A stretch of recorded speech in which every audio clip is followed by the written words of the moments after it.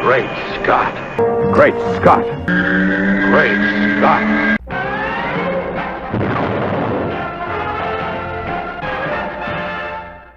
Hello everyone, and welcome to another fabulous episode of Great Scott. I'm Scotty V. Thanks for watching. So, I recently watched the Flashpoint Paradox. I know I'm 3 years behind, but I want to talk about it now! I waited for it to come on Netflix, if you must know, and Netflix is a great place, except aside from their original programming, you oftentimes have to wait a little while. And now I want to watch The Throne of Atlantis, which was teased at the end of the Flashpoint Paradox, but I guess that'll probably be another year before that comes on there. What I wanted to say about the Flashpoint Paradox is, even though it's not a Superman story, I was actually kind of surprised that they kept the Superman portion of the overall arc sort of involved there. The thing about the Flashpoint Paradox is that story itself was contained in 5 or 6 issues. Then there was Lois Lane and the Resistance was 5 or 6 issues. Then there was Project Superman, which was 5 or 6 issues. Then there was the battle between the Amazons and the Atlanteans, which was 5 or 6 issues. And when you put them all together, you have the entirety of what happened during the Flashpoint Paradox that was broken up into all these stories. In the movie, only being 74 minutes or whatever, they don't have a whole lot of time. So my expectation was that they were just going to tell the Flash portion and just give us the actual several part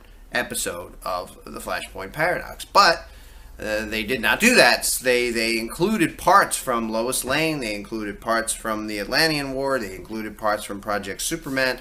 And when you mesh them all together like that, I don't know if the completion of all the parts into this 170-minute event really does all the parts justice, though I was kind of happy with some of what they did with Superman, and then, of course, disappointed with the fact that, once again, Batman has to be the overall hero. And this wasn't even the real Batman. Without him, the Flash gets killed by Eobard Thawne, the world gets destroyed, and everything gets, everybody loses. The good guys lose.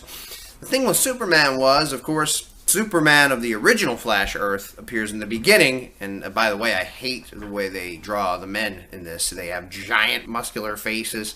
They look deformed almost. Aquaman, Superman. The thin guys are okay, Barry, but when you get into the muscle guys, even the General, they just look like mutants. Like the skin is falling off them, or they're just big and weird. And so Superman's at the beginning, but then when the Flashpoint universe gets created, he doesn't get seen again till near a third of the way through the film, and you see his blue and red ship come. They spent a lot of time on showing that arrive and showing that he's here, that I got excited, and I thought, maybe he's going to be a part of this, and I really hoped that he would be the one to save them at the end, and then Flash overall be the one to save them. But instead, it was Batman, Thomas Wayne, who gets to save him, and without Batman, everything goes to hell.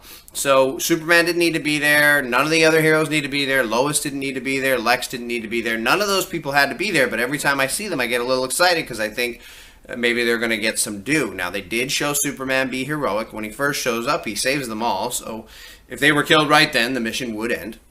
And then because he cuts people in half with his heat vision, not knowing that was going to happen, he runs off because he's bothered by it.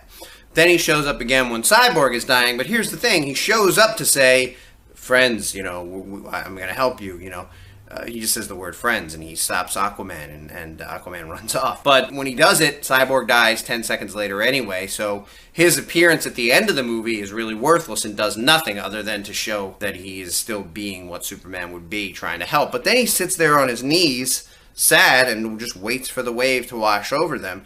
Instead of going, you can see the Flash 2 feet away getting kicked around by Eobard. I'm not saying he saw that and just let it happen, but it would have been nice, and I know they had Batman disappear earlier so that he could show up later. But okay, so how about maybe he adds some speed to the Flash and helps him, when the Flash is barely making it and slows down and falls and isn't sure if it's going to happen at the end and the wave is about to get there. You could have had Superman pick him up and help him start running again, just so that there was a combined effort between Batman, Superman, and the Flash, and there would be more of a reason for him to be there. Overall, I did like the movie, but as a Superman story, obviously we knew going in this wasn't going to be that. But I also think it was a missed opportunity once you spend all that time, and some of the animation was really nice, the ship landing, crashing, him being in the project and in the room where they first went to rescue him.